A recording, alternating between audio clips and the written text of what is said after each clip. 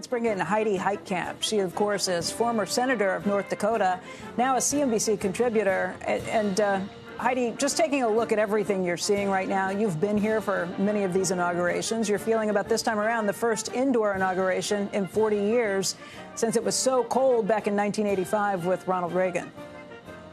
So it's interesting because I think if you're planning an inaugural address, you're not just talking to the people in that room. You're talking to the people in the audience, the masses that are out on the mall. And he's not going to have that experience because of the cold or because he was afraid there wouldn't be that bigger crowds. But it's going to be interesting to see. Everybody in that room is listening to kind of an overview of what they can expect in the next, especially 2 years. And Donald Trump's last inaugural address was not memorable. And I think he would like to not repeat that performance and really say some things that get written down in the annals of history. And so we'll see.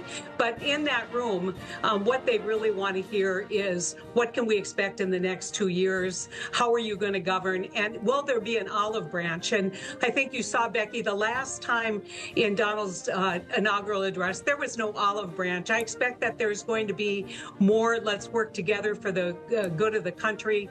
Let's put aside our political differences. The people have spoken. Let's move on. Heidi, we've been hearing some of the executive orders, at least in broad swaths, what we're anticipating and expecting today. And a big part of that is going to be focused on energy.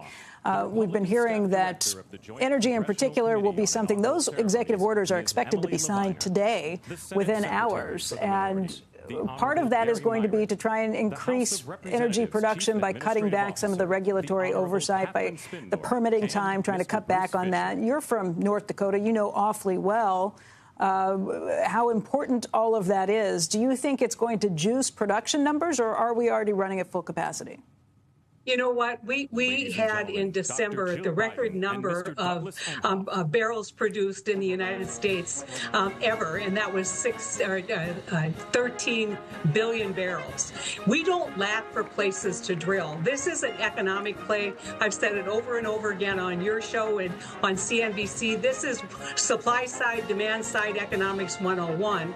And Donald Trump has promised two different kinds of directions. One is an expansion and a growth in the oil industry and lower gas prices. And quite honestly, the lower the gas prices go, the lower the West Texas Intermediate crude price is, and the less incentive there is for drilling, especially in pristine areas where there isn't a mature infrastructure. And so when you look at the Permian, you look at our basin up here, the Williston Basin, I think what you're going to see is a lot of interest in making sure that they aren't demonized, that they can see some growth in the consumption. It's not all just EVs. But in terms of his promise to open up areas across the country into places where people haven't drilled, guess what? It costs a lot of money to open those areas up, get the infrastructure up, and I doubt that it will make much difference.